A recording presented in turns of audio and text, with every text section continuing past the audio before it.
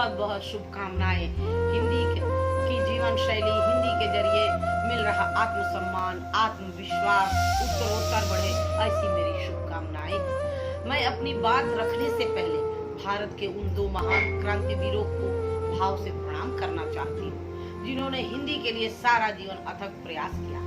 उनमें एक थे परम पूजनीय स्वामी दयानंद सरस्वती, जो मूलतः गुजरात में पैदा हुए, जिनकी मातृभाषा गुजराती थी, लेकिन सारा जीवन हिंदी की स्थापना के लिए, हिंदी के मान सम्मान के लिए कार्य करते रहे। और दूसरे ऐसे ही एक महान व्यक्ति महात्मा गांधी, जो मूलतः गुजरात के थे, उनकी भाषा भी गुजराती ही थी, लेकिन पहली बार 29 मार्च 1918 को महात्मा गांधी ने घोषणा की कि अब जल्दी ही हिंदी को भारत की राष्ट्रभाषा बना देना चाहिए, क्योंकि इसके अलावा और कोई दूसरी भाषा नहीं जो राष्ट्रभाषा का स्थान ले सके।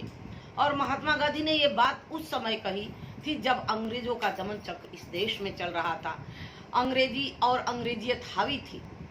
उसी के बाद से कांग्रेस ने हिंदी को महत्व एवं सम्मान देना शुरू कर दिया। इसके पहले कांग्रेस के जितने भी घोषणाएं होती थी, जितनी भी सभाएं पास होती थी, सब अंग्रेजी में होती थी। ज्यादातर प्रस्ताव उनके अंग्रेजी में होते थे। महात्मा गांधी की घोषणा के बाद से ही प्रस्ताव हिंदी में होने लगे तथा राजनीतिक नेताओं की नजर में थोड़ा सा हिंदी का सम्मान बढ़ा। लेकिन गांधी जी ने जो कहा वो कर दिखाया।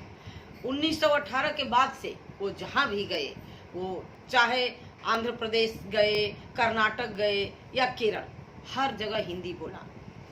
यहाँ तक कि उन्होंने एक दिन कह दिया कि सारी दुनिया को बता दो कि मोहनदास करमचंद अंग्रेजी भूल गए, और वो सचमुच अंग्रेजी भूल गए। ऐसे कई अवसर आए जहां उन्होंने हिंदी में ही बात की। यहाँ तक कि उन्हें जब इंग्लैंड जाना हुआ 29 मार्च 1918 के बाद से उन्होंने कभी अंग्रेजी में बात नहीं की। अंग्रेजों से बात करनी थी, जब वो लंदन गए तो उन्होंने हिंदी का आग्रह रखा। अंग्रेजों ने कहा, बापू आप तो अंग्रेजी जानते हैं। तब उन्होंने जानते हैं क्या कहा? उन्होंने कहा, जानता तो था लेकिन अब मैं भूल गया। और वो सचमुच भूल गए। उन्होंने उसके बाद से अंग्रेजी में कभी बात नहीं की, जिसकी वजह से अंग्रेजों को द्विभाषिया रखनी पड़ी।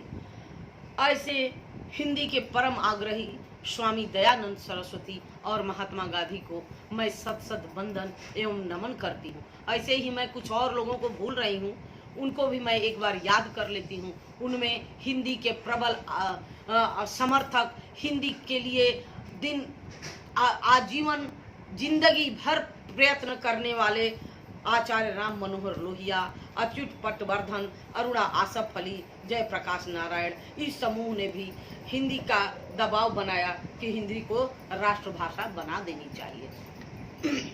लेकिन उस समय और आज के बाद अब ऐसा क्या हुआ कि आज तक हिंदी को राष्ट्रभाषा का स्थान नहीं मिल सका? इसके मूल में, इसके जड़ में आप जाएंगे तो आपको बात पता चलेगी कि ऐसा क्यों हुआ कि हिंदी अपने देश में ही राष्ट्रभाषा के लिए जद्दोजहद करनी पड़ रही है हिंदी को। इसके मूल में था कि जब अंग्रेजों को ये लगने लगा कि अब भारत में मैं नहीं रह सकूंगा, अंग्रेजी हुकूमत अब भारत पे करना मुश्किल हो जाएगा, तो वो जाने लगे। और जब संविधान बनने लगा तो उन्होंने उस संविधान में उन्हें ही रखा जो 80% लोग अंग्रेजों के हुकूमत को मानते थे, उनको अपना समर्थक मानते थे। तो जाहिर सी बात है, फिर अंग्रेजों ने जो भी अंग्रेजी भाषा चलनी चाहिए वो तो उन्होंने स्वीकार कर लिया, क्योंकि वो अंग्रेज ने अपने ही समर्थकों को जब संविधान बनने लगा उसमें रखा। यहाँ तक कि गांधी जी ने इसका विरोध भी किया। गांधी जी ने तो यहाँ तक गुस्से में कह दिया, जब उन्होंने देखा कि हिंदी का कहीं जिक्र नहीं है, यहाँ भी अंग्रेजी भाषा चलाई जा रही है देश को आज़ादी मिलने के बाद भी, तब वो बड़े गुस्से में कहे, जवाहर ये क्या है, तुमने तो हिंदी का कहीं नाम ही नहीं रखा है। उन्होंने कहा, बापू ये मैंने बड़ी मेहनत से बनाई है। तो उन्होंने कहा कि मैं इसे फाड़ करके कूड़े में रख दूंगा या मैं जला दूंगा और मेरी स्थान तुम्हारी जेल में होगी। अब तक मैं अंग्रेजों की जेल में था, अब मैं तुम्हारी जेल में रहूंगा। तो इसके मूल में क्या कारण है कि हिंदी को आज भी राष्ट्रभाषा का स्थान नहीं मिल सका।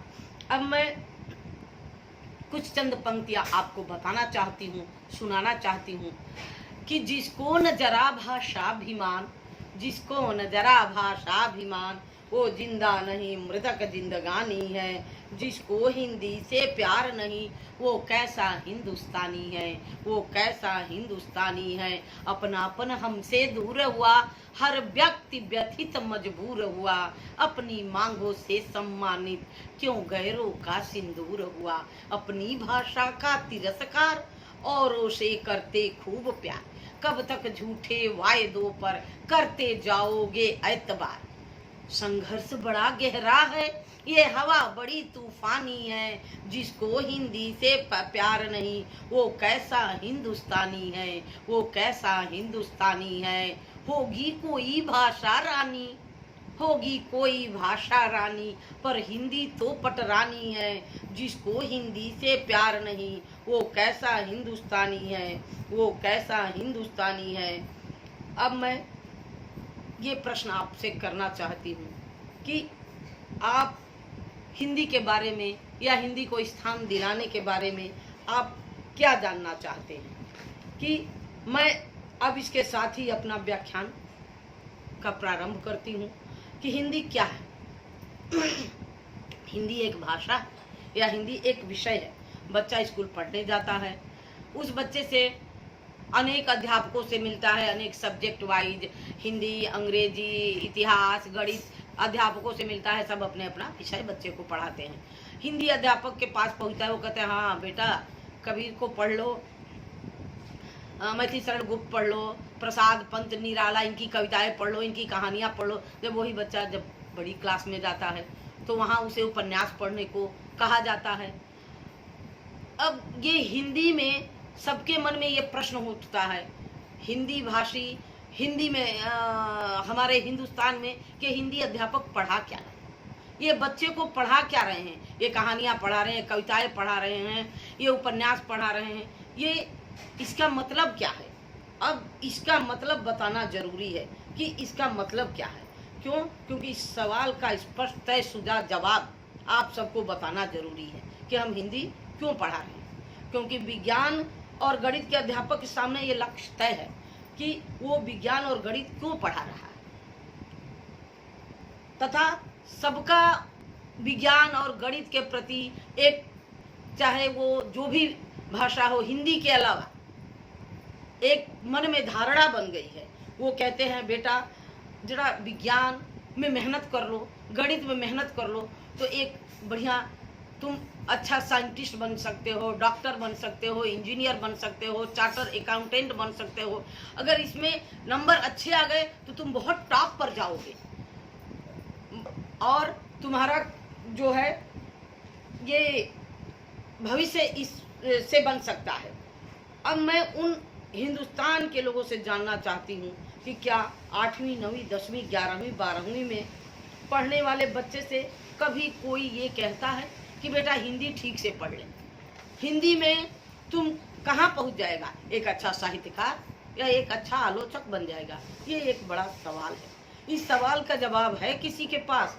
इसका मतलब हिंदी पढ़ाने का महात्मा इतना छोटा नहीं है कि हम उसे सिर्फ करियर में बांध सके, किसी के सामने करियर में बांध कर रख दे। ये हिंदी की महिमा है, ये हिंदी का महात्मा है। हिंदी करियर से बहुत आगे की चीज है। हिंदी क्या है? हिंदी का पठन पाठन, हिंदी का शिक्षण, उसका कुछ और उद्देश्य है। क्या है ये तय होना जरूरी है। लेकिन क्या नहीं है इतना सीमित नहीं है। विज्ञान और गणित के अध्यापक के पास ये तय है कि उसका कार्य क्या है, जैसा कि इस बारे में मैं पहला चर्चा कर चुकी हूँ कि उनका कार्य क्या है। लेकिन हिंदी के जरिए हम जो योग्यताएं विकसित करना चाहते हैं, एक अध्यापक के रूप में हम सबको मिलकर इसे सूचीबद्ध करना जरूरी है। और क्या जरूरी है सबको मिलकर, ये कि जब हम इसे सूचीबद्ध कर लेंगे तब हिंदी हिंदुस्तान में इसे हिंदी पखवाड़े की जरूरत कम होगी या हिंदी दिवस की जरूरत कम होगी। अंग्रेजी दिवस या अब मैं ये जानना चाहती हूँ कि हिंदुस्तान में या कहीं भी तेलुगु, मलयालम, कन्नड़, बंगला और अंग्रेजी, ये सारी भाषाएं हैं। कभी ये भाषाएं कोई मनाता है क्या? कन्नड़ भाषाएं या तेलुगु या मलयालम या बंगला भाषा हिंदी दिवस ही क्यों मनाया जाता है? ऐसा क्यों? क्योंकि हम को हर साल ये तैयार करना पड़ता है कि अभी हमें लड़ाई जारी रखनी है। अभी हिंदी को राष्ट्रभाषा का सम्मान नहीं मिला है, इसके लिए हम साल भर अपने आप को तैयार करते हैं। ये विडंबना है हिंदी के लिए, और नहीं तो एक सूचना है हमारे लिए, आप सबके लिए हिंदुस्तान में। और वो क्या है?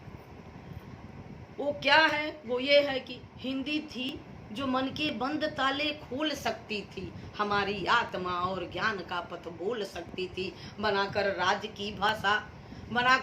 की भाषा बहुत अच्छा किया तुमने, हटाकर काज से इसको बहुत गच्चा दिया तुमने। बना ले फिर से हम इसको व्यापार की भाषा, बना ले फिर से हम इसको अपने प्यार की भाषा। क्यों अगर हम चाहते हैं हो कदर हिंदी की पग पर उठो जागो करो हुंकार। अगर हम चाहते हैं हो कदर हिंदी की पग पर उठो जागो करो हुंकार, पहुंचा दो इसे नभ पर। अगर भाषा मरी तो तुम भी प्यारे बच नहीं सकते, अगर भाषा मरी तो तुम भी प्यारे बच नहीं सकते। भले ही हो करोड़ों गुण तुम कुछ रच नहीं सकते, भले ही हो करोड़ों गुण तुम रच नहीं सकते। महज भाषा नहीं ये माँ हमारी, महज भाषा नहीं ये माँ हमारी, हमको रचती है। बचेगी लाज जब इसकी हमारी लाज बचती है। छोड़ा अगर इसे तुमने तो तुम भी छूट जाओगे, और दुनिया नहीं तुम खुद से रूठ जाओगे। तो क्या करे? उठो जागो करो स्वीकार इसको, उठो जागो करो स्वीकार इसको। इस प्यार दो इसको, तुम्हारे मान का सम्मान का संसार दो इसको। फिर तुम नहीं ये सारी धरती डोल जाएगी, और तुम्हारे कर्म की गाथा ये सदियों तक सुनाएगी, तुम्हारे कर्म की गाथा ये सदियों तक सुनाएगी। हाँ, तो मैं ये बताने वाली थी कि आप जो भी विषय पढ़ाइए बच्चे को, आप फिजिक्स, केमिस्ट्री, चाहे जो भाषाएं जो मर्जी हो पढ़ाइए, लेकिन हिंदी समाज को खड़ा करने के लिए पढ़ाई जाती है। वास्तविकता ये है कि हिंदी बीज है, बीज बचेगा तो संस्कृति का पेड़ बचेगा, बाकी उसके पत्तों और जड़ों पर स्प्रे करने से कुछ नहीं होगा। भाषाएं और माताएं शामियानों से बड़ी नहीं बनती, बेटे बेटियों से बड़ी बनती है। बात मैं ये बताना चाहती हूँ कि आप सबको, जब बच्चा विज्ञान और गणित पढ़कर एक एक्सपर्ट बन रहा होता है, उस समय उसे ये बताना जरूरी होता है कि बच्चा, तुमने प्रेमचंद का वो नमक का दारोगा पढ़ा है ना, तो ईमानदार वाला इंस्पेक्टर बनना। अब हिसाब किताब का लक्ष्य तो तय था, हमने बहुत अच्छा डॉक्टर, बहुत अच्छा इंजीनियर, IAS हमने देश को दे दिया, पर प्रेमचंद को पढ़ाने का लक्ष्य तय नहीं था। उसने हिसाब किताब का इस्तेमाल गलत दिशा में करना शुरू कर दिया। हिंदी उस ज्ञान की दिशा तय करेगी, हिंदी उस ज्ञान की दिशा तय करेगी जो मैथमेटिक्स के माध्यम से उसको देना है। इतिहास में हमने मुगल और राजपूतों को बताया कि कैसे आपस में लड़ते थे, कैसे मर्डर तक हो जाते थे, कैसे खतरनाक होते थे। साथ ही में हम कबीर और मैथिलीशरण गुप्त की मनुष्यता भी पढ़ा रहे थे कि किसी को मुगल, लेकिन उसमें किसी को मुगल अच्छे लगे, उसने मुगलों की शैली अपना ली, किसी को राजपूत अच्छे लगे, उसने राजपूतों की शैली अपना ली। राजपूत बस ये सोच लिया कि मुगल और राजपूत तो मारने काटने के लिए बने हैं, हम तो वही हैं। बात मुगल और राजपूत की नहीं है, बात इतिहास और युद्ध की है। उसी वक्त हम कबीर और मनुष्यता भी पढ़ा रहे थे कि ताचड़ मुल्ला बाग दे से ताते वो चाकी भली, मनुष्यता में श्री दधीच कर्ण का त्याग भी हमने पढ़ाया। लेकिन उसके अंदर के जो फंडामेंटलिज्म था उसको विलोपित करने का काम भी इस समाज को करना था, हमको आपको तय करना था। एक सिविल इंजीनियर को कहते हैं कि पहाड़ काटो सड़क बनाओ, वो पहाड़ काटता है, सड़क बनाता है। साथ ही हम सुमित्रानंदन पंत भी पढ़ाते हैं कि इस प्रकृति के सौंदर्य को पहचानो, पहाड़ काटो सड़क बनाओ। साथ ही हम सुमित्रानंदन पंत भी पढ़ाते हैं कि इस प्रकृति को पहचानो, ताकि इसको सारा तोड़ न दो, ब्लास्ट करके खत्म न कर दो। दोनों जरूरी है, पर पहले वाले का लक्ष्य तय है। पहले फिजिक्स पढ़ाते हैं, फिर सिविल इंजीनियर, उसके बाद ब्लास्ट माइनिंग पढ़ाते हैं, वो कर देता है। जाके दूसरे वाले का लक्ष्य तय नहीं था, इसलिए सारे पहाड़ ब्लास्ट कर दिए। उसके अंदर का जीवन का जो कर्म था, पत्थर तोड़ने में, AK-14 चलाने में, वो निकल गया, वो नहीं आ पाया। वो साहित्य से आना था, वो हिंदी से आना था, वो कविता कहानियाँ उपन्यासों से आना था, वो आलोचनाओं से आना था, वो नहीं आया क्योंकि लक्ष्य तय नहीं था। तो इस लक्ष्य को निर्धारित करना बहुत जरूरी है, ऐसा मैं समझती हूँ। आपको भी ऐसा समझना पड़ेगा, तभी हमारा हिंदी दिवस मनाना सार्थक होगा, और तभी ये उपकरण सार्थक होंगे कि तभी हमारे समाज में, हिंदी समाज में हिंदी दिवस मनाने की जरूरत न पड़े। छठी सातवीं में बच्चा पढ़ता है, आता है, हम उसे कहते हैं एटम होता है, एटम का ब्लास्ट करते हैं तो उसमें से एनर्जी निकलती है। साथ में उसी बच्चे को संस्कृत की किताब में गीता भी रटा रहे होते हैं कि गीता में कृष्ण ने क्या कहा था, लेकिन दोनों का कोई कनेक्शन नहीं बैठा पाते है, और वो ब्लास्ट करता है, सारी दुनिया को उड़ा देता है।